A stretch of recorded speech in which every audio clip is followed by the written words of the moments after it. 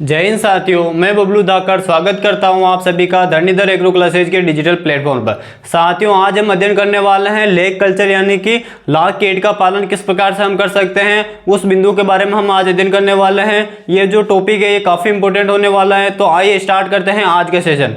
आज के सेशन को स्टार्ट करने से पहले हम ये देख लेते हैं कि जो हमारा ये टॉपिक है इसके अंदर हमें किन किन बिंदुओं के ऊपर अध्ययन करना है, ताकि हमारे समझ में आ जाएगा कि हमें इन टॉपिक का अध्ययन करना है और उन टॉपिक के अंदर हमें कौन कौन सी चीज़ों का अध्ययन करना है। तो सबसे पहले यदि हम इनका अध्ययन की बात करें, अध्ययन के बिंदु, अध्ययन के जो हमारे बिंदु रहेंगे इसके अंतर्गत अध्ययन के जो प्रमुख बिंदु रहेंगे वो सबसे पहला हमारा बिंदु रहेगा इसका वैज्ञानिक वर्गीकरण। इसका सबसे पहला हमारा जो बिंदु रहेगा वो क्या रहेगा, वैज्ञानिक वर्गीकरण। जो लाख का जो कीट होता है उसका वैज्ञानिक वर्गीकरण हम देखेंगे। उसके बाद में हम देखेंगे कुछ तथ्यात्मक जानकारी,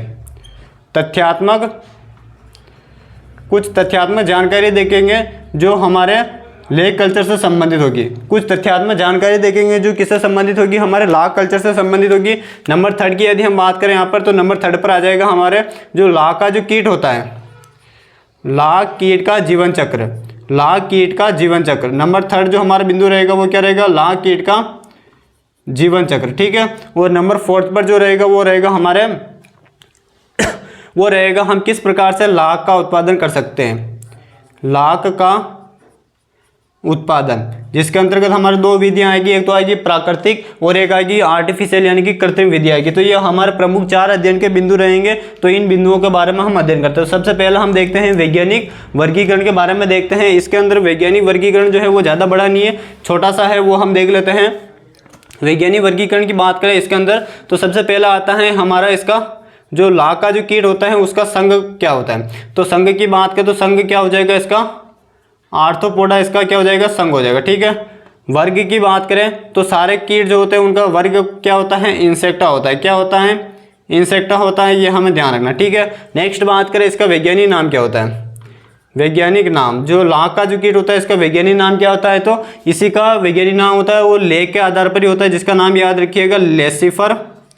क्या होता है, लेसिफर लाखा इसका वैज्ञानिक नाम होता है। क्या होता है, लेसिफर लाखा इसका वैज्ञानिक नाम होता है। या फिर कई जगह इसका दूसरा नाम भी लिखा जाता है कैरिका। क्या नाम होता है, कैरिका लाखा भी लिखा जाता है। तो ये हमें ध्यान रखना। ठीक है ना। तो वैज्ञानिक नाम क्या होता है, लेसिफर लाखा या फिर कैरिका लाखा या फिर कैरिया लाखा, इसका वैज्ञानिक नाम होता है, ये हमें ध्यान रखना। नेक्स्ट यदि हम बात करें इसके गण की, यदि हम बात करते हैं इसका गण क्या होता है, तो इसका गण जो होता है वो होता है हेमिप्टेरा। क्या होता है, हेमिप्टेरा इसका गण होता है। ठीक है। हेमिप्टेरा इसका गण होता है। अब ये जो हेमिप्टेरा जो गण होता है इसके 2 सब ऑर्डर होते हैं, यानी कि 2 उपगण होते हैं। एक तो आता है इसके अंदर हेटेरोप्टेरा और एक आता है इसका होमोप्टेरा। तो यदि हम बात करें जो हमारा जो ये लेसिफर लाखा होता है इसका उपगण क्या होता है, उपगण याद इंपॉर्टेंट रखिएगा, ये इंपॉर्टेंट है, एग्जाम के अंदर पूछा जाता है। तो इसका जो उपगण होता है वो क्या होता है, होमोप्टेरा होता है। क्या होता है, क्या होता है इसका जो उपगण होता है वो क्या होता है, होमोप्टेरा होता है। होमोप्टेरा का शाब्दिक अर्थ क्या होता है, तो होमो का अर्थ होता है समान और पटेरा का अर्थ होता है यहाँ पर पंख। तो ऐसे कीट जिनका जो पंख होता है वो दोनों तरफ से समान होता है और पारदर्शी होते हैं, उनको हम होमोप्टेरा के नाम से जानते हैं। तो जो हमारा लाख का जो कीट होता है इसके पंख कैसे होते हैं, पारदर्शी होते हैं, ट्रांसपेरेंट होते हैं और पंख जो होते हैं वो समान होते हैं, इसीलिए इसको होमोप्टेरा ऑर्डर के अंतर्गत रखा जाता है, जो इसका सब ऑर्डर के रूप में कंसिडर किया जाता है। ये हमें ध्यान रखना। ठीक है। नेक्स्ट बात करते हैं इसका कुल क्या होता है। इसका यदि हम कुल की बात करें तो इसका जो कुल होता है वो इसका वैज्ञानिक नाम जो होता है वो लेसिफर होता है, इसी के आधार पर होता है। तो इसका कुल हो जाएगा लेसिफिरिडी, इसकी फैमिली होती है। क्या होती है, लेसिफिरिडी, इसकी फैमिली क्या होती है, तो लेसिफिरिडी इसकी फैमिली होती है, ये हमें ध्यान रखना। ठीक है ना। तो ये इसका वैज्ञानिक वर्गीकरण यहाँ पर हमारे कंप्लीट होता है। अब हम देखते हैं इसके अंतर्गत और अन्य जानकारी देखें तो वैज्ञानिक वर्गीकरण के अंतर्गत आता है इसके जो ये कीट जो होता है इसके मुखांक किस प्रकार के होते हैं। ये जो कीट होते हैं, कीट जो होता है इसका मुखांक किस प्रकार के होते हैं, तो अब तक जितने भी हमने बेनिफिशियल इंसेक्ट देखे थे, चाहे मधुमक्खी देखा, चाहे हमने रेशम कीट देखा, तो उनके जो मुखांक थे वो कैसे थे, बाइटिंग एंड च्यूइंग टाइप के थे। लेकिन याद रखिएगा इसके जो मुखांक होते हैं वो रेस्पिंग एंड सकिंग टाइप के होते हैं, यानी कि RS प्रकार के टाइप। किस प्रकार के होते हैं, RS प्रकार के इसके मुखांग होते हैं, यानी कि चुबाने व चूसने वाले इसके मुखांग होते हैं। तो इसके जो हानिकारक अवस्था होती है वो क्या करते हैं, पौधे के जो कोमल जो भाग होते हैं उनसे रस का जो होता है उनको सक कर लेते हैं, रस चूस लेते हैं और उस रस के अंदर उस पौधे के न्यूट्रिएंट होते हैं जो वो सक कर लेते हैं। तो ये मुखांग याद रखिएगा किस प्रकार के होते हैं, तो रेस्पिंग एंड सकिंग टाइप के इनके मुखांग होते हैं। नेक्स्ट बात करें, जो ये जो कीट होता है इसके अंदर कायांतरण किस प्रकार का होता है। कायांतरण की यदि हम बात करें तो इसके अंदर जो कायांतरण होता है वो किस प्रकार का होता है, तो इसके अंदर कायांतरण जो होता है वो किस प्रकार का होता है साथियों, अपूर्ण कायांतरण होता है। कैसा होता है इसके अंदर कायांतरण, अपूर्ण कायांतरण होता है, यानी कि इनकम्प्लीट मेटामॉर्फोसिस इसके अंदर पाया जाता है। और जिस कीट के अंदर अपूर्ण कायांतरण पाया जाता है तो उसके जीवन चक्र में कितनी 3 अवस्थाएं होती है, कौन कौन सी, अंडा,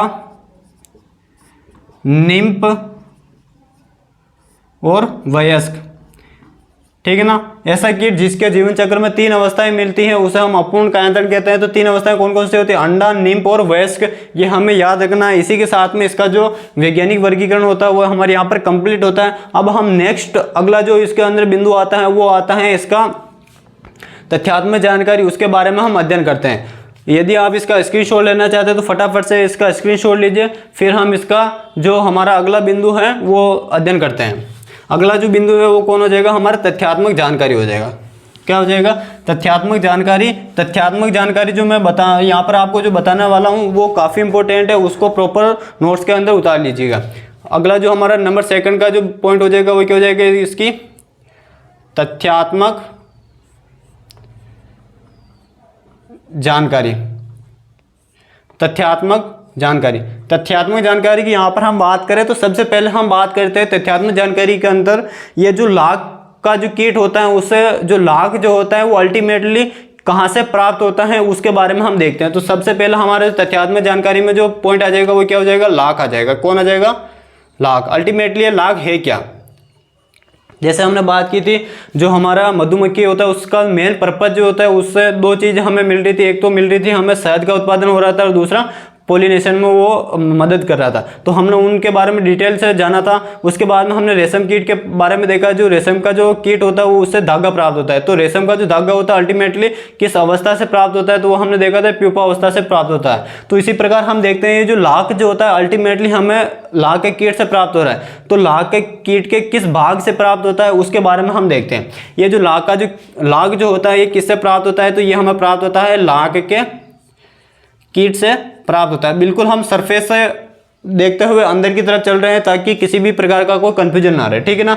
तो जो लाख जो होता है वो कहाँ से प्राप्त होता है, लाख के कीट से प्राप्त होता है। अब ये जो लाख का जो कीट होता है, लाख के कीट के अंदर 2 इसका जीवन, इसका यदि हम लाइफ साइकिल की बात करें या फिर इसका यदि हम जनरेशन की बात करें तो जो लाख का जो कीट होता है इससे 2 जनरेशन बन सकती है। एक तो बन सकता है नर होता है और एक होता है इसके अंदर मादा होते हैं। तो अब किस भाग यानी कि किस जनरेशन से नर से प्राप्त होता है या फिर मादा से प्राप्त होता है हमको लाख, तो लाख के कीट से प्राप्त होता है। अब लाख के कीट में भी जो मादा जो होती है, ये जो मादा जो होती है मादा से प्राप्त होता है। जो हमें लाख जो प्राप्त होता है वो किससे प्राप्त होता है, लाख के कीट से प्राप्त होता है। वो लाख के कीट में से भी जो मादा जो होती है उससे क्या प्राप्त होता है, हमें लाख प्राप्त होता है, ठीक है ना। अब कैसे प्राप्त होता है वो थोड़ी देर बाद में हम देखेंगे। फिलहाल ये देख लीजिए कि ये मादा से प्राप्त होता है। अब मादा जो होती है वो पूरे शरीर से प्राप्त होता है या फिर मादा के अंदर भी कोई पर्टिकुलर एक स्थान होगा वहां से प्राप्त होता है। तो उसकी यदि हम बात करें तो मादा से प्राप्त होता है। तो मादा के अंदर एक ग्रंथि पाई जाती है। ये जो मादा के अंदर जो एक ग्रंथि पाई जाती है उस ग्रंथि से हमें क्या प्राप्त होता है, लाख प्राप्त होता है। उस ग्रंथि का नाम याद रखिएगा, उस ग्रंथि का नाम है क्या, लाख ग्रंथि। क्या नाम उसका, लाख ग्रंथि, जिसको हम इंग्लिश में लेक ग्लैंड के नाम से जानते हैं। किस नाम से जानते हैं उसको, हम लेक ग्लैंड के नाम से जानते हैं। तो ग्रंथि से प्राप्त होता है, लाख ग्रंथि से, यह ध्यान रखना। अब ये जो लाख ग्रंथि जो होती है ये मादा के पूरे शरीर में पाई जाती है या फिर किस पर्टिकुलर स्थान पर पाई जाती है, तो वो हमें ध्यान रखना है। ये जो लाख ग्रंथि जो होती हैं ये मादा में पूरे शरीर में पाई जाती है। मादा में पूरे शरीर में पाई जाती है। पूरे शरीर में क्या होती है, ये जो ग्रंथि होती है ये पाई जाती है, ठीक है ना। तो मादा का जो पूरा शरीर होता है उसमें ये ग्रंथि पाई जाती है। तो पूरे मादा का शरीर से क्या होता है, हमें लाख की प्राप्ति होती है, ये हमें ध्यान रखना है। लेकिन यहाँ पर मैं नोट डाल के लिख देता हूँ, लेकिन इसमें ध्यान रखना है नोट में, मादा के शरीर में दो जगह ऐसी होती है जहाँ पर ये ग्रंथि नहीं पाई जाती है। तो एक तो होता है इसका मुखांग, जो इसका जो मुखांग होते हैं, जो अभी हमने देखे थे RS प्रकार के इसके मुखांग होते हैं, मुखांग प्लस एनस में जो ये लेग ग्लैंड जो होती है, लेग ग्लैंड क्या होती है, अनुपस्थित होती है। ये हमें ध्यान रखना, ठीक है ना, ये इंपॉर्टेंट पॉइंट है, ये हमें ध्यान रखना है। तो ये सारी बातें यहाँ पर आपको उम्मीद है समझ में आ गई होगी। पहला प्रश्न आता है लाख किससे प्राप्त होता है, तो लाख के कीट से प्राप्त होता है। अब लाख के कीट में भी किस जनरेशन से होता है, तो वो मादा से प्राप्त होते हैं। मादा के अंदर जो ग्रंथि पाई जाती है उस ग्रंथि का नाम होता है लाख की ग्रंथि। और लाख की जो ग्रंथि होती है पूरे शरीर में पाई जाती है, लेकिन मुखांग और एनस जो भाग होता है वहाँ पर हमारे लाख की ग्रंथि नहीं पाई जाती है, ये हमें ध्यान रखना, ठीक है ना। अब इसके बाद हम नेक्स्ट देखते हैं। अब ये जो लाग जो आता है इसका हम रासायनिक संगठन की बात करते हैं, या फिर हम बात करें इसका जो संगठन होता है, कंपोजिशन होता है, उसके यदि हम बात करें।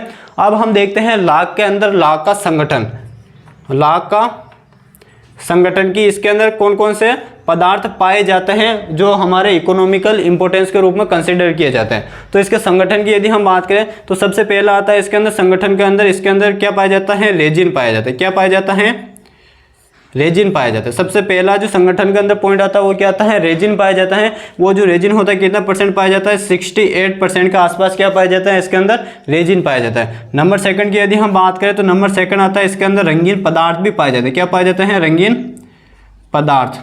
रंगीन पदार्थ जो होते हैं कितने परसेंट पाए जाते हैं, वो याद रखिएगा कितने परसेंट होते हैं, 10% जो होता है वो रंगीन पदार्थ पाए जाते हैं। नंबर थर्ड की यदि हम बात करें तो नंबर थर्ड आता है इसके अंदर क्या पाया जाता है, मोम पाया जाता है, जिसको हम वैक्स के नाम से जानते हैं। वैक्स जो होता है, मोम जो होता है वो इसके अंदर पाया जाता है लगभग 6% के आसपास क्या पाया जाता है, इसके अंदर मोम पाया जाता है, ये हमें ध्यान रखना है। इसके अतिरिक्त बात करें इसके अंदर क्या पाई जाती है, शुगर पाई जाती है, जिसको हम शर्करा के नाम से जानते हैं। ये जो शर्करा जो होती है वो कितने परसेंट पाई जाती है, 4% के आसपास इसके अंदर शुगर पाई जाती है, ये भी हमें ध्यान रखना है। नेक्स्ट बात करें इसके अंतर्गत यदि हम बात करें जो कचरा जो होता है, कचरा जो होता है वो कितने परसेंट पाया जाता है, लगभग 6.5% के आसपास इसके अंदर क्या पाए जाते हैं, कचरा पाया जाता है, ये हमें ध्यान रखना। तो ये इसका संगठन होता है जो काफ़ी इंपॉर्टेंट है, एग्जाम के अंदर पूछा जाता है। तो अब हम बात कर लेते हैं इसके अंदर कौन कौन सा संगठन इंपॉर्टेंट है, तो वो याद रखिएगा। एक तो इसके अंदर इंपॉर्टेंट है कौन सा, रेजिन वाला इंपॉर्टेंट है, इसके ऊपर स्टार लगाइएगा रेजिन के ऊपर, और दूसरा स्टार लगाइएगा आप शुगर के ऊपर, ठीक है ना। ये दोनों इंपॉर्टेंट है, ये हमें याद रखना है, ठीक है ना। अगर हम मधुमक्खी की बात करें, मधुमक्खी का जो शहद होता है उसके अंदर जो शुगर होता है वो पाया जाता है 78% के आसपास, और जो हमारा लाग जो होता है उसके अंदर जो शुगर पाया जाता है वो कितना पाया जाता है, 4% के आसपास। तो ये दोनों इंपॉर्टेंट है, ये हमें याद रखना है, ठीक है। इसी के साथ में हमारे लाग से संबंधित जो भी महत्वपूर्ण जानकारी थी वो यहाँ पर हमारे कंप्लीट होती है। अब नेक्स्ट प्रश्न आता है, वो आता है किससे संबंधित, रेजिन से आता है। हम चीज़ों को सरफेस से देखते हुए अंदर की तरफ चल रहे हैं, तो किसी भी प्रकार का कोई कंफ्यूजन नहीं होना चाहिए, ठीक है ना। अब हम देखते हैं संगठन के अंदर जो रेजिन जो होता है, रेजिन से कितने 2 प्रश्न पूछे जाते हैं, वो दोनों प्रश्न यहाँ पर हम देख लेते हैं। इसका आप स्क्रीनशॉट लीजिए, फिर हम देखते हैं रेजिन से संबंधित जो प्रश्न है उसके बारे में अध्ययन करते हैं। अब हम बात करते हैं रेजिन से जो प्रश्न पूछा जाता है उस प्रश्न की हम बात कर लेते हैं। यहाँ पर रेजिन जो होता है वो अल्टीमेटली लाग के अंदर कितना परसेंट पाया जाता है, ये पाया जाता है 68% पाया जाता है। कितना पाया जाता है, 68% पाया जाता है। अब इससे जो प्रश्न पूछा जाता है, हालांकि अगर हम रेजिन की बात करें, ये जो रेजिन जो होता है, अगर पूछा जाए कि रेजिन किससे प्राप्त होता है, किससे प्राप्त होता है, ओवरऑल आपसे पूछा जाए कि रेजिन निम्न में से प्राप्त होता है, जंतु से प्राप्त होता है, पेड़ पौधों से प्राप्त होता है, या किसी और से प्राप्त होता है, तो फर्स्ट ऑप्शन जाएगा हमारे किससे प्राप्त होता है, पेड़ पौधों से प्राप्त होता है। किससे प्राप्त होता है रेजिन, हमको पेड़ पौधों से ये प्राप्त होता है। किससे प्राप्त होता है, पेड़ पौधों से ये प्राप्त होता है। अब वो पेड़ पौधे किसी भी वर्ग के हो सकते हैं, वो हमें यहाँ पर याद रखना केवल पेड़ पौधों से प्राप्त होता है। लेकिन इसमें ध्यान रखने योग्य बात यह है कि जो लाख का जो कीट होता है, यहाँ पर मैं इस बात को नोट डाल के लिख देता हूँ, नोट डाल के यहाँ पर बता देते हैं आपको कि लाख का जो कीट होता है, लाख का कीट एकमात्र ऐसा जंतु, एकमात्र ऐसा जंतु जो रेजिन का निर्माण करता है, ठीक है ना।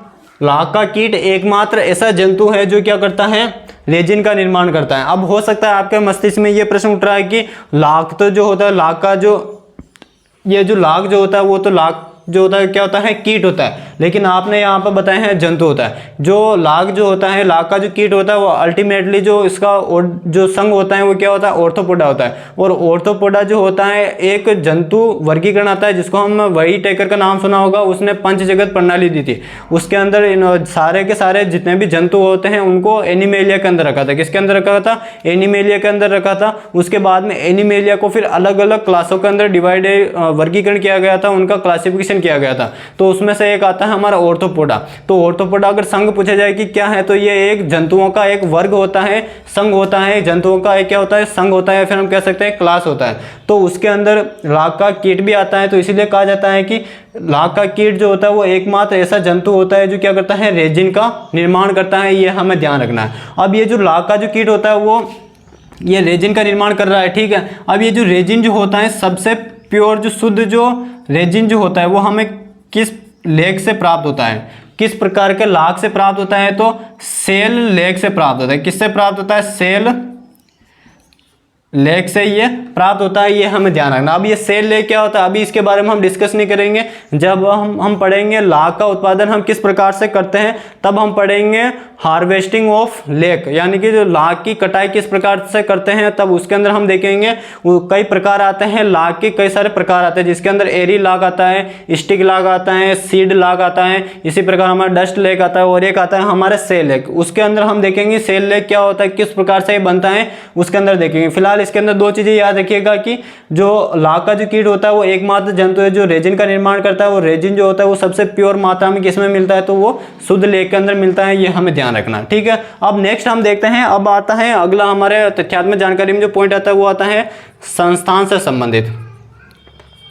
संस्थान से संबंधित लाख से संबंधित दो इंस्टीट्यूट याद रखने हैं जो परीक्षा के अंदर पूछे जाता है। पहला इंस्टीट्यूट आता है भारतीय, पहला जो इंस्टीट्यूट आता है उसका नाम क्या होता है, भारतीय लाख अनुसंधान। पहला जो इंस्टीट्यूट आता है उसका नाम क्या होता है, तो भारतीय लाख अनुसंधान संस्थान। भारतीय लाख अनुसंधान संस्थान ये जो होता है इसकी कब बना था, ये बना था 1925 में बना था, ठीक है। और इसका यदि हम बात करें इसका मुख्यालय कहाँ पर स्थित है, इसका यदि हम मुख्यालय की बात करें तो इसका जो मुख्यालय है वो कहाँ पर स्थित है, झारखंड में स्थित है। कहाँ पर स्थित है, झारखंड में। और झारखंड में भी कहाँ पर स्थित है, तो झारखंड की जो राजधानी है वो क्या है, रांची है। और रांची शहर के अंदर इसका मुख्यालय बना हुआ है भारतीय लाख अनुसंधान संस्थान का। ये हमें ध्यान रखना, कब बना था, 1925 के अंदर ये बना था, ये हमें ध्यान रखना। नेक्स्ट जो इसके अंदर संस्थान आता है वो आता है भारतीय लाख शेष कमेटी, ठीक है ना। दूसरा जो संस्थान आता है उसका नाम क्या आता है, भारतीय लाख शेष कमेटी। ये जो कमेटी थी, इस कमेटी की स्थापना कब होती है, तो इस कमेटी की स्थापना होती है 1930 में इस कमेटी की स्थापना होती है, ये हमें ध्यान रखना, ठीक है। अब ये जो कमेटी थी, इस कमेटी का मुख्य कार्य क्या था, ये कार्य याद रखिएगा। इस कमेटी का यदि हम कार्य की बात करें तो इसका जो मुख्य कार्य था वो क्या था, तो उसका कार्य था, ये क्या करती थी, जो भी लाख था उसका क्रय विक्रय, यानी कि अगर कोई भी इसको बेचना चाहता है तो वो उसका क्राइटेरिया क्या रहेगा, किस मापदंड के आधार पर बेचेगा, वो सारा का सारा जो देखती थी कमेटी, वो कौन सी कमेटी थी, भारतीय लाख शेष कमेटी के द्वारा उसका निर्धारण किया जाता था। तो इसका कार्य क्या हो जाएगा, क्रय विक्रय व निर्यात से संबंधित, क्रय विक्रय व निर्यात तथा कानूनी मापदंड बनाना, कानूनी मापदंड बनाना, ये इसके मुख्य कार्य थे, ठीक है ना। इसका मुख्य कार्य क्या था, पहला तो इसका कार्य था क्रय विक्रय, यानी कि अगर कोई इसको बेचना चाहता है, खरीदना चाहता है तो किस क्राइटेरिया में खरीदेगा, उसका क्या कंडीशन रखा जाएगा, वो सारा का सारा पहला इसका एक कार्य हो जाएगा। दूसरा क्या हो जाएगा, निर्यात से, यानी कि अगर कोई विदेशों में बेचना चाहता है तो वो उसकी क्या प्रोसेस होगी, वो सारा ये देखती कमेटी देखती थी। और कानूनी मापदंड, यानी कि उस लाख उत्पादन के लिए कौन कौन से कानून बनाने हैं, किस पौधे पर कहाँ पर इसका कल्टीवेशन किया जाएगा, कहाँ किस प्रकार से इसका उत्पादन करना, वो सारा जो कानूनी मापदंड जो होता है वो कौन बनाता था, वो भारतीय लाख सेस कमेटी के द्वारा इसका निर्धारण किया जाता था। ये हमें ध्यान रखना है। इसी के साथ में हमारे यहाँ पर 2 पॉइंट कंप्लीट होते हैं।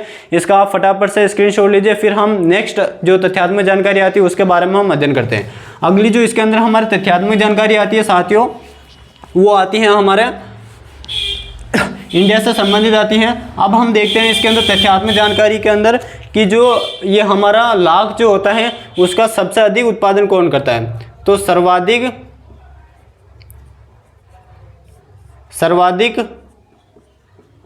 उत्पादन करने वाला देश, यदि हम बात करें विश्व में सर्वाधिक उत्पादन किस देश के द्वारा किया जाता है, तो वो उस देश का नाम हो जाएगा भारत।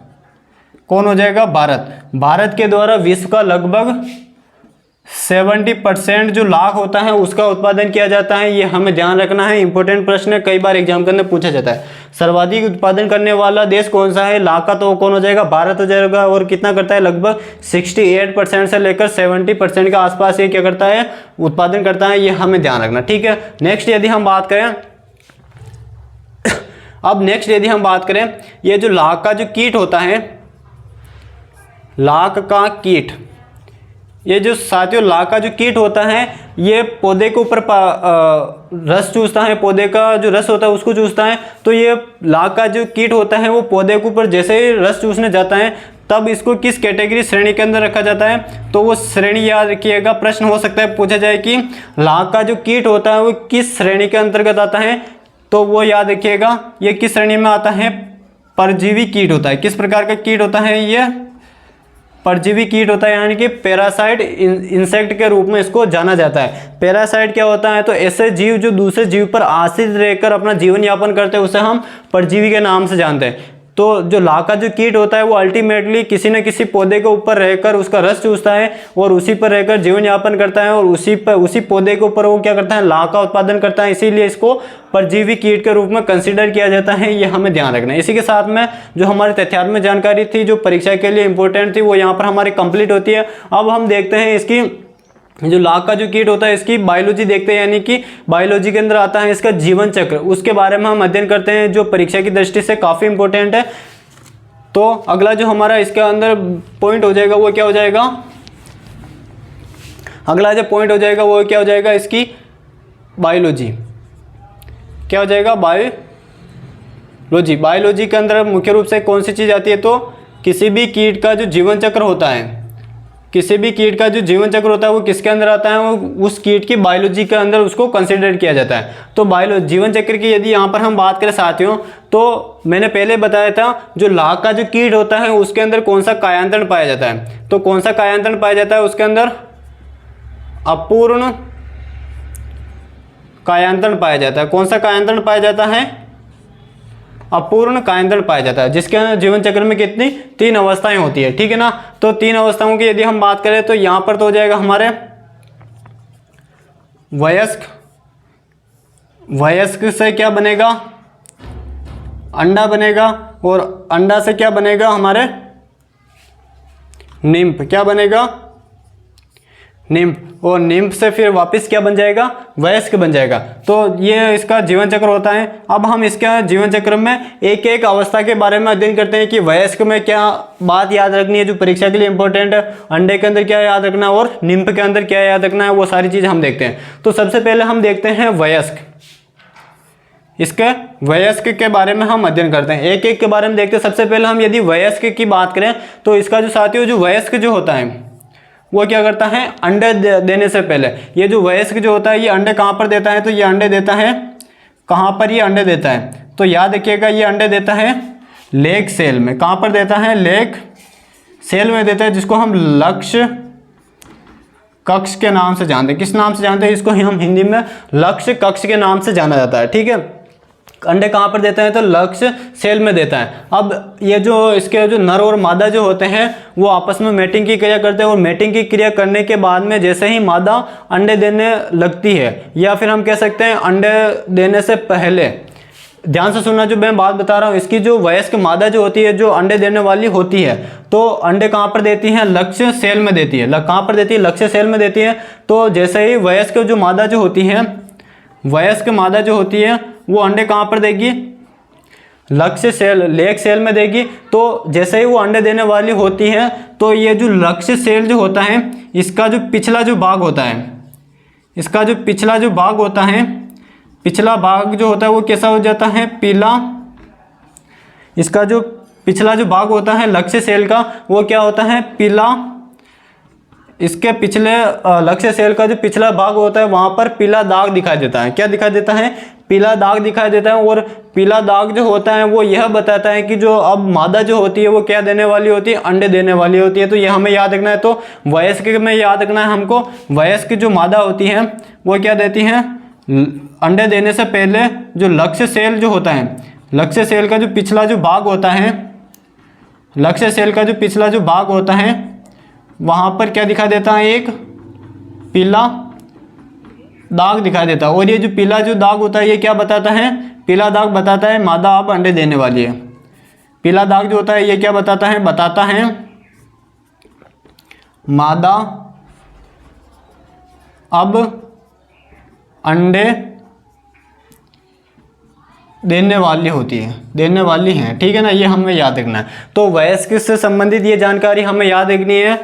ठीक है ना, वयस्क से संबंधित हमें क्या याद रखना है कि मादा अंडे देने से पहले क्या करती है, जिसका जो लेग सेल होता है उसका पिछला भाग जो होता है वो हमें पीला दिखाई देता है। और ये पीला जब दिखाई देने लग जाता है तो ये बताता है कि मादा अब अंडे देने वाली होती है। ठीक है ना, ये हमें याद रखना है। अब मादा जो अंडे देगी वो कहाँ पर देगी? तो लेग सेल में ये अंडे देती। कहाँ पर अंडे देती है साथियों? ये अंडे देती हैं लेग सेल में अंडे देती है। अब ये जो अंडे जो देते हैं ये कितनी संख्या में देते हैं? यदि हम इनकी बात करें, ये जो अंडे दिए जाते हैं ये कितनी संख्या में दिए जाते हैं? तो ये दिए जाते हैं 200 से 500 तक दिए जाते हैं। ये अंडे जो दिए जाते हैं किस में दिए जाते हैं? लेग सेल में दिए जाते हैं। और इनकी संख्या कितनी होती है? तो 200 से लेकर 500 तक इनकी संख्या होती है। ये हमें ध्यान रखना है। अब नेक्स्ट बात करें, ये जो अंडे जो होते हैं ये इन अंडों के अंदर किस तरह के अंडे होते हैं? ये जो अंडे दिए जाते हैं उसके अंदर किस प्रकार के अंडे होते हैं? तो इसके अंदर निषेचित, यानी कि हम कह सकते हैं फर्टाइल व इनफर्टाइल दोनों तरह के अंडे होते हैं। निषेचित व अनिषेचित, निषेचित व अनिषेचित दोनों प्रकार के इसके अंदर क्या होता है? अंडे होते हैं। ये हमें याद रखना है। जो लेग सेल के अंदर जो 200 से 500 अंडे दिए जाते हैं, इन संख्या के अंदर निषेचित व अनिषेचित दोनों प्रकार के अंडे होते हैं। ठीक है ना, ये जब अंडे देती हैं तो अंडे देते वक्त इसमें 3 स्थितियां बनती हैं।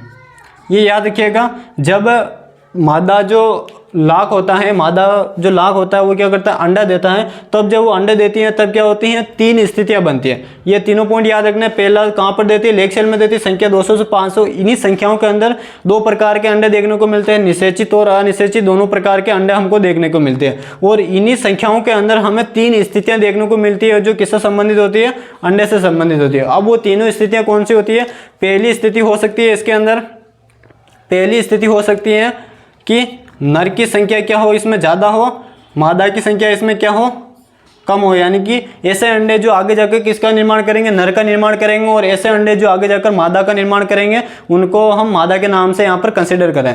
तो ऐसे पहली स्थिति हो सकती है अंडों के अंदर कि नर अंडे जो आगे जाकर नर बनाएंगे उनकी संख्या अधिक हो, यानी कि नर अंडे अधिक हो और मादा अंडे कम हो। दूसरी स्थिति जो बन सकती है वो क्या बन सकती है? मादा अंडे क्या हो? ज़्यादा हो और नर अंडे कम हो। दूसरी स्थिति ये बन सकती है। तीसरी स्थिति क्या बनेगी? मादा अंडे और नर अंडे दोनों क्या हो? बराबर हो। दोनों क्या हो? बराबर हो। ये 3 स्थिति बन सकती हैं किसके अंदर? अंडे वाली कंडीशन के अंदर। ये हमें ध्यान रखना, ठीक है। और ये 2 चीज़ यहाँ पर हमारे कंप्लीट होती है। वयस्क और अंडे की जानकारी यहाँ पर हमारे कवर होती है, ठीक है। नेक्स्ट यदि हम बात करें तो नेक्स्ट जो आता है वो आता है हमारे क्या आता है? निम्फ आता है। कौन सी अवस्था आती है? निम्फ की यदि हम बात करें यहाँ पर कौन सी अवस्था आती है? निम्फ आती है। निम्फ की यदि हम बात करें, ये जो होती है ये क्या करती हैं? पौधे के जो कोमल जो भाग होते हैं उनसे क्या करती हैं? रस चूसती है। ये क्या करता है? निम्फ जो होता है वो क्या करता है? रस चूसता है। यानी कि जो कोमल जो भाग होते हैं उनसे उनका जो भी लिक्विड होता है, पौधे का जो लिक्विड वाला जो तरल भाग होता है जिसके अंदर न्यूट्रिएंट पाए जाते हैं, उनको वो सक करती है। और सक करने के बाद में यह धीरे धीरे क्या बनाने लगता है, लाख बनाने लगता है। ये हमें ध्यान रखना है, ये इसका पूरा जीवन चक्र होता है जो हमें ध्यान रखना है, एग्जाम के अंदर पूछा जाता है। अब ये जो निम्फ जो होता है, ये निम्फ जो होता है वो वयस्क में बदलता है। तो जब निम्फ वयस्क में बदलता है तो कितनी बार त्वचा का निर्मोचन करता है वो हमें याद रखना है। तो ये क्या करता है, निम्फ जब वयस्क में बदलता है तो ये क्या करता है, 3 बार क्या करता है, 3 बार त्वचा निर्मोचन करता है। कितनी बार त्वचा का निर्मोचन करता है, ये 3 बार त्वचा का निर्मोचन करता है, ये हमें ध्यान रखना, ठीक है ना। इसी के साथ में हमारा जो लाख कई कीट का जो जीवन चक्र होता है वो यहाँ पर हमारे कंप्लीट होता है। इसी के साथ में 3 टॉपिक हमारे कवर हो गए। पहला वैज्ञानिक वर्गीकरण, दूसरा तथ्यात्मक जानकारी, तीसरा इसका जीवन चक्र यहाँ पर हमारे कंप्लीट होता है। अब लास्ट जो टॉपिक बचता है वो बचता है हमारे लाख कीट जो होता है उसका पालन हम किस प्रकार से कर सकते हैं, जो आगे जाकर हमें लाख का प्रोडक्शन देने लगेगा, उसके बारे में हम अध्ययन करते हैं।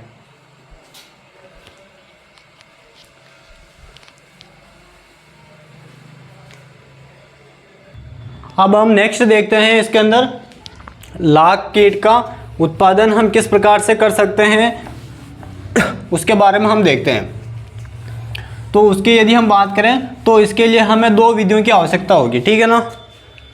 अगला जो हमारा नंबर 4 नंबर का जो पॉइंट आ जाएगा वो क्या हो जाएगा, लाख का उत्पादन।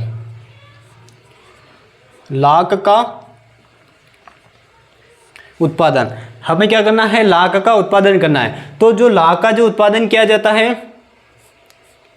लाख का जो उत्पादन किया जाता है उसके लिए हमें सबसे पहले कुछ पौधों के नाम याद होने चाहिए जिन पर जो लाख का जो कीट होता है वो अटैक करता है और उन पौधों से वो क्या करता है, उनका जो भी न्यूट्रिएंट होता है उसको सक कर लेता है और सक करने के बाद में वो उसी पौधे के ऊपर वो क्या करता है, लाख का उत्पादन करता है। तो लाख के उत्पादन के लिए सबसे पहले हमें कुछ पौधों के नाम याद रखने हैं, कुछ पौधों के नाम याद रखने हैं जो क्या करते हैं, जिनके ऊपर हम आसानी से लाख कीट का पालन कर सकते हैं, ठीक है ना। उसकी यदि हम बात करें तो जो सबसे फेमस जो प्लांट आते हैं उनके बारे में हम यदि बात करें तो सबसे पहला आता है इसके अंदर पलास।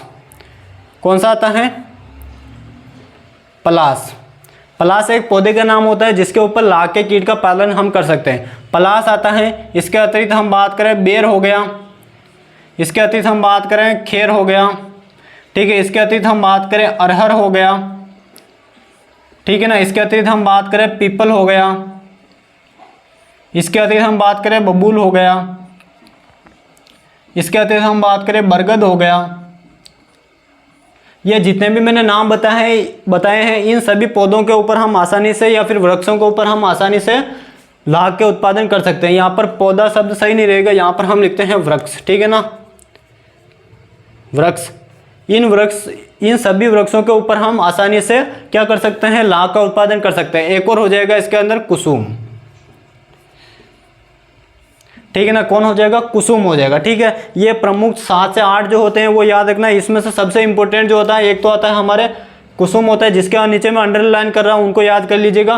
कुसुम, पलास, बेर, खेर और अरहर, ये जो 5 जो होते हैं इनको आप याद रखिएगा। अब हम बात करते हैं इन वृक्षों के आधार पर जब हम लाख का पालन करते हैं, लाख के कीट का पालन करते हैं, तो इन वृक्षों के आधार पर लाख कीट जो पालन होता है उसको 2 भागों में विभाजित किया जाता है। कितने भागों में किया जाता है, इन वृक्षों के आधार पर 2 भागों में विभाजित किया जाता है। उनके बारे में हम देखते हैं। जब हम लाख का उत्पादन करते हैं तो इन वृक्षों के आधार पर लाख कीट का जो पालन होता है उसको कितने भागों में, 2 भागों में बांटा जाता है। पहला जो आता है वो कौन सा आता है, कुसुमी प्रकार का। कौन सा आता है, कुसुमी प्रकार का। और दूसरा आता है रंगीनी प्रकार का। एक तो आता है रंगीनी प्रकार का और एक आता है कुसुमी प्रकार का लाख का उत्पादन, ठीक है ना। अब हम इनकी यदि हम बात करें, कुसुमी और रंगीनी दोनों क्या होते हैं, जब हम लाख पालन के लिए जब हम लाख पालन के लिए कुसुम का प्रयोग करते हैं, कुसुम का जो पौधा होता है उसका प्रयोग करते हैं, कुसुम का प्रयोग करते हैं, कुसुम का प्रयोग करते हैं। किसका प्रयोग करते हैं, जब हम लाख पालन के लिए कुसुम का प्रयोग करते हैं तब हम उसे किस नाम से जानते हैं, कुसुमी प्रकार का लाख उत्पादन के नाम से उसको जाना जाता है, ठीक है। और बात करें रंगीनी प्रकार में क्या होता है, जब हम लाख पालन के लिए लाख पालन में कुसुम के अलावा किसी अन्य का उपयोग करते हैं। किसी लाख पालन में कुसुम के अलावा किसी अन्य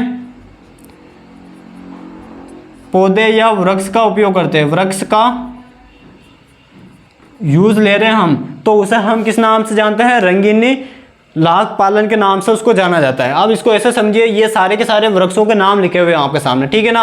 अब इन सभी वृक्षों में से हमने किसका प्रयोग किया? लाख पालन के लिए हमने कुसुम का प्रयोग किया, तो उसे हम किस नाम से जानेंगे? कुसुमी प्रकार का लाख का पालन के नाम से जानेंगे। लेकिन हमने कुसुम की जगह मान लीजिए हमने बेर का प्रयोग कर लिया, मान लीजिए हमने अरहर का प्रयोग कर लिया, मान लीजिए हमने खेर का प्रयोग कर लिया। कुसुम के अलावा अगर हमने ऐसे कुसुम के अलावा इनमें से हमने किसी भी अन्य वृक्ष का उपयोग किया, तो उसे हम रंगीनी लाख पालन के नाम से संबोधित करेंगे। ये हमें ध्यान रखना, ठीक है ना। अब नेक्स्ट बात करें, इनका परसेंटेज कितना होता है, यानी कि अल्टीमेटली जब हम लाख का पालन करते हैं तो कितना परसेंटेज रंगीनी का होता है और कितना परसेंटेज हमारे कुसुमी का होता है, ये हमें ध्यान रखना। तो ओवरऑल यदि हम बात करें, जो 100% जो हमारा लाख पालन होता है, उसमें से 90% जो हम लाख का पालन जो जिस पर करते हैं, वो किस प्रकार का लाख का पालन कहलाता है? रंगीनी प्रकार का होता है। और मात्र केवल 10% ही लाख का पालन जो होता है वो किस पर हम करते हैं? कुसुम पौधे के ऊपर करते हैं, तो उसे हम कुसुमी के नाम से जानते हैं। ये हमें ध्यान रखना है। तो दो बातें यहाँ पर कंप्लीट। एक बात और यहाँ पर निकल कर आती है कि इन दोनों में से सबसे बेस्ट कौन सा माना जाता है? रंगीनी सबसे बेस्ट रहता है या फिर कुसुमी सबसे बेस्ट रहता है हमारे लाख पालन के लिए? तो जो सबसे बेस्ट जो मेथड रहता है वो कौन सा रहता है? कुसुमी सबसे अच्छा रहता है। सबसे जो अच्छा रहता है वो कौन रहता है? कुसुमी रहता है। सबसे अच्छा जो रहता है वो कौन रहता है? सबसे अच्छा जो रहता है वो कौन रहता है? कुसुमी रहता है। ये हमें ध्यान रखना है। तो ये 3 बातें याद रखनी है। वृक्षों के आधार पर जो लाख का जो पालन किया जाता है उनको 2 भागों में बांटा जाता है, कुसुमी प्रकार का और रंगीनी प्रकार का, ठीक है ना। कुसुमी प्रकार में क्या होता है? जब हम लाख पालन कुसुम पौधे के ऊपर करते हैं तो उसे हम कुसुमी कहते हैं, और कुसुम के अलावा अन्य पौधे का उपयोग करके हम लाख का पालन करें उसे हम रंगीनी कहते हैं। कुसुमी का जो पालन कुसुम पौधे के ऊपर जो लाख का पालन किया जाता है वो मात्र 10% किया जाता है और बाकी शेष 90% किया जाता है। और सबसे अच्छा जो माना जाता है वो कुसुमी प्रकार का लाख उत्पादन माना जाता है। ये हमें ध्यान रखना। ये तो किसके आधार पर था? वृक्षों के आधार पर था। अब हम देखते हैं किसके आधार पर? हम देखते हैं, अब हम प्रोडक्शन के आधार पर देखते हैं, यानी कि उत्पादन के आधार पर देखते हैं कि सबसे अच्छा कौन सा होता है और सबसे बुरा कौन सा होता है। उसके आधार पर हम देखते हैं लाख का उत्पादन। तो पहला हमारी ये मेथड यहाँ पर हमारा कंप्लीट होता है। अब नंबर 2 जो लाख का उत्पादन का जो विधि आते हैं वो आता है किसके आधार पर? उत्पादन के आधार पर, या फिर हम कह सकते हैं समय के आधार पर, ठीक है ना। जो उत्पादन का जो अगला जो इसके अंदर प्रकार आ जाएगा वो कौन सा आ जाएगा? इसके अंदर नंबर 1 जो आ जाएगा वो आ जाएगा कौन सा? प्राकृतिक विधि, ठीक है। कौन सी विधि? प्राकृतिक विधि। और दूसरी आती है इसके अंदर कृत्रिम विधि। कौन सी विधि? कृत्रिम, या इसी को हम आधुनिक विधि के नाम से भी जानते हैं, आधुनिक विधि।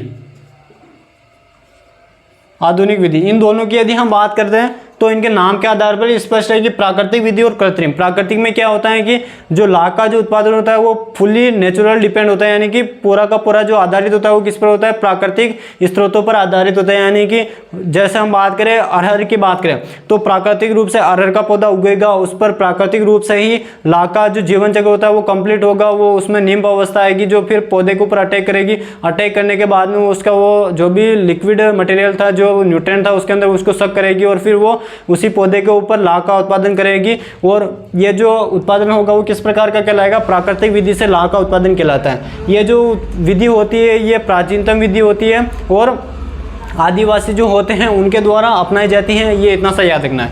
प्राकृतिक विधि जो होती है वो किसके द्वारा अपनाई जाती है? ये याद रखिएगा, ये अपनाई जाती है आदिवासी जो लोग होते हैं, यानी कि जो जनजाति जो लोग होते हैं उनके द्वारा जो लाख उत्पादन की जो विधि अपनाई जाती है वो कौन सी होती है? प्राकृतिक विधि होती है। हम बात करते हैं कृत्रिम विधि, या जिसको हम वैज्ञानिक विधि, आधुनिक विधि के नाम से जानते हैं। यह जो विधि है ये किसके द्वारा विकसित की गई थी? तो ये विकसित की गई थी भारतीय लाख अनुसंधान संस्थान के द्वारा ये विधि विकसित की गई थी।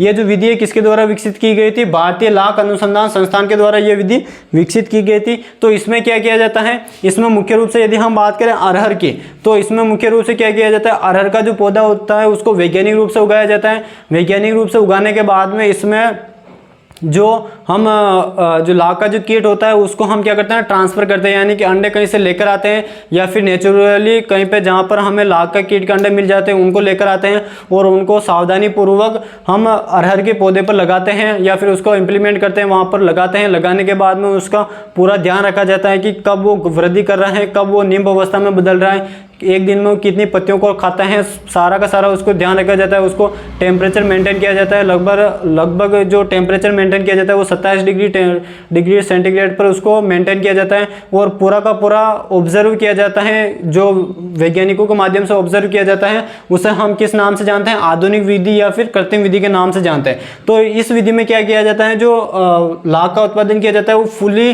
कंट्रोल रहता है, आदमियों के द्वारा फुली कंट्रोल रहता है, इसीलिए इसको हम आधुनिक विधि के नाम से या फिर कृत्रिम विधि के नाम से इसको हम जानते हैं। ये हमें ध्यान रखना। अब जब इसके अंदर हम लाख का कीट का पालन करते हैं तो जो लाख का जो पौधा होता है उससे हम अल्टीमेटली क्या निकालते हैं? लाख निकालते हैं। तो उसको निकालने के लिए इस विधि में क्या किया जाता है? इस विधि में क्या किया जाता है? जो पौधा जो होता है जिसके ऊपर हमने लाख का पालन कर रहे थे, जैसे हम मान लेते हैं अरहर के ऊपर हमने क्या किया था? लाख का पालन किया था, ठीक है ना। तो जिस पौधे के ऊपर हम लाख का पालन कर रहे हैं उस पौधे को क्या किया जाता है? 3 भागों में बांट लिया जाता है। 3 भागों में बांटते हैं, 3 भागों में उसको अलग अलग भागों में बांट लेते हैं और फिर आसानी से अलग अलग समय पर और अलग अलग स्थिति के आधार पर उस पौधे से हम क्या कर लेते हैं? लाख का अलग, लाख जो होता है उसको अलग करते रहते हैं। जैसे हम बात करें, ये मान लीजिए ये हमारा एक पौधा हो गया, ठीक है ना। ये एक हमारा पौधा हो गया, ये इसकी पत्तियां और ये टहनियाँ इसकी निकल रही है। सबसे पहले क्या किया जाता है? पौधे को हम 3 भागों में बांटेंगे, तो हमने क्या किया? सबसे पहले इसकी जो जितनी भी पत्तियां थी उन पत्तियों को हमने अलग कर लिया, पत्तियों को अलग किया और पत्तियों से लाख जो पत्तियां जिसके ऊपर लाख लगी हुई थी उसको हमने क्या किया? पृथक किया। उसके बाद में सेकंड नंबर में हम क्या करेंगे? इसकी जितनी भी टहनियाँ थी, जो छोटी छोटी टहनियाँ थी उसके ऊपर जो लाख लगा हुआ था उसको हमने अलग किया। और तीसरी स्टेज में हम क्या करेंगे? जो इसका जो मुख्य तना जो था जिसके ऊपर लाख लगा हुआ था उसको हम पृथक करेंगे। तो इस अवस्था के आधार पर इस विधि में, आधुनिक विधि में लाख का उत्पादन किया जाता है, जो जिसमें कितने भागों में बांटा जाता है? 3 भागों में पौधे को बांट लिया जाता है, ठीक है। ये तो हमने किसके आधार पर देखा? ये हमने देखा 3 भागों में जो बांटते हैं वो किसमें बांटते हैं? रंगीनी विधि में बांटते हैं, यानी कि जो हमने देखा था वृक्षों के आधार पर। तो वृक्षों के आधार पर जब हम रंगीनी विधि से लाख का उत्पादन करते हैं तो उस कंडीशन में हम जो पौधा होता है उसको कितने भागों में बांटते हैं? 3 भागों में बांटते हैं। यदि प्रश्न आ जाए कि जो कुसुमी जो विधि होती है, कुसुमी विधि के अंदर हम पौधे को कितने भागों में बांटते हैं? तो पौधे को इसमें 4 भागों में बांटा जाता है। तो 4 भागों में बांटा जाता है, यानी कि जो जब हम कुसुम का प्रयोग करेंगे लाख उत्पादन के लिए तो उस समय कुसुम को कितने 4 भागों में हम विभाजित करेंगे, ये हमें ध्यान रखना। तो ये इसके उत्पादन की विधि होती है, किस प्रकार से हम लाख का उत्पादन कर सकते हैं। अब लाख का उत्पादन हो गया है, अब हमें क्या करना है? लाख जो हमें प्राप्त हुआ है पौधे के ऊपर उसकी हमें क्या करनी है? हार्वेस्टिंग करनी है, यानी कि उसकी हमें क्या करनी है? कटाई करनी है। तो कटाई करने के लिए हमें जो कटाई करेंगे तो उस दौरान जो लाख अलग अलग प्रकार का प्राप्त होगा उसके बारे में हम अब अध्ययन करते हैं, ठीक है ना। यदि इसका स्क्रीनशॉट आपने ले लिया होगा। अब हम इसके अंदर देखते हैं लाख जो होता है, लाख की कटाई, इसको हम लाख की कटाई कह सकते हैं, इसी को हम लाख के प्रकार कह सकते हैं, इसी को हम लाख की किस्में कह सकते हैं, ठीक है ना। इसी को हम लाख की कटाई कह सकते हैं, इसी को प्रकार कह सकते हैं और इसी को हम किस्म के नाम से जान सकते हैं, ठीक है ना। तो सबसे पहले हम देखते हैं जो लाख की जो हम जब कटाई करते हैं तो सबसे पहला जो प्रकार आता है वो कौन सा आता है? एरी लाख। कौन सा आता है? एरी लाख। एरी लाख क्या होता है? तो कच्ची अवस्था में जो प्राप्त जो लाख होता है उसे हम क्या कहते हैं? एरी लाख के नाम से जानते हैं। यानी कि हम यहाँ पर एरी लाख क्या हो जाएगा? तो कच्ची अवस्था से प्राप्त,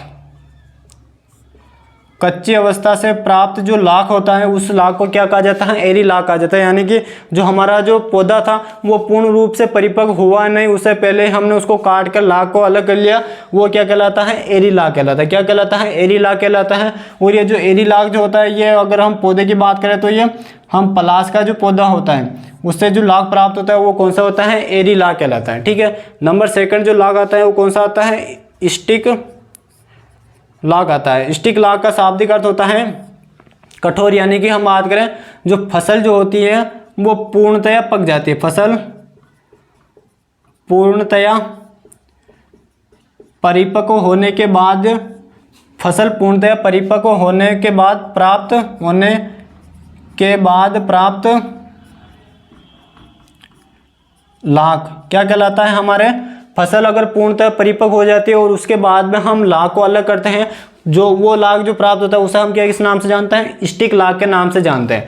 नंबर थर्ड जो आता है वो कौन सा आता है, दाना लाख, जिसको हम सीड लेक के नाम से भी जानते हैं। किस नाम से जानते हैं, सीड लेक के नाम से भी जानते हैं। ये क्या होता है दाना लाख, तो जब हम जो स्टिक जो लेक होता है इसको क्या करते हैं, इसको हम फसल पूर्णतः परिपक्व होने के बाद में इसको प्राप्त करते हैं। अब हमने मान लीजिए ये